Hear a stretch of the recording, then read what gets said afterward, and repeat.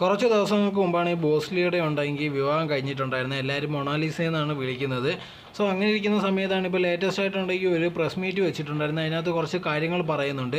അതിൽ മെയിനായിട്ട് പറയുന്നതുണ്ടെങ്കിൽ സനോജ് മിശ്രയുടെ കാര്യം തന്നെയാണ്. സനോജ് മിശ്ര ഉണ്ടെങ്കിൽ തന്നെ ഒരുപാട് വട്ടമുണ്ടെങ്കിൽ ശാരീരികമായിട്ട് ഉപയോഗിക്കാൻ ശ്രമിച്ചിട്ടുണ്ട്.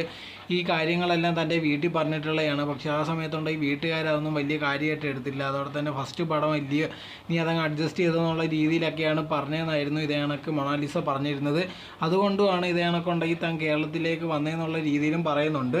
സോ ഇവരുടെ കല്യാണം കഴിഞ്ഞ സമയത്തുണ്ടെങ്കിൽ ഒരുപാട് പലരും പല രീതിയിലുള്ള കാര്യങ്ങൾ പറയുന്നുണ്ടായിരുന്നു. ഇതേ കണക്ക് ഇപ്പോൾ എന്നുണ്ടെങ്കിൽ പ്രായപൂർത്തി ആയിട്ടില്ല. ഇവരുടെ അടുത്ത് ചോദിച്ചപ്പോൾ ഇവർ പ്രായപൂർത്തി ആയെന്നുള്ള രീതിയിൽ പറയുന്നതാണ്. പക്ഷെ അങ്ങനെയൊന്നും ഇല്ല. പിന്നെ ഉണ്ടെങ്കിൽ ഇതേ കണക്കുള്ള ഒരുപാട് പല പ്രശ്നങ്ങളുണ്ട്. പിന്നെ ലവ് ജിഹാദിൻ്റെ കാര്യമൊക്കെ പറയുന്നുണ്ട്.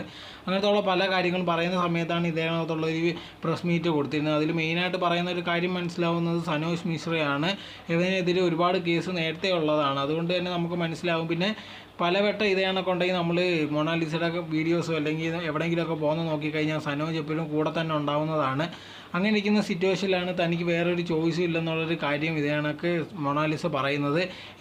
ഇപ്പോൾ ഈ മൊണാലിസയെ സപ്പോർട്ട് ചെയ്തു, അതോടെ തന്നെ എതിർത്ത് ഒരുപാട് പേര് രംഗത്ത് വരുന്നുണ്ട്. ഇതിനെപ്പറ്റിയുള്ള നിങ്ങളുടെ അഭിപ്രായം എന്തോന്ന് കമൻറ്റ് ബോക്സിൽ കമൻറ്റായി രേഖപ്പെടുത്തുക.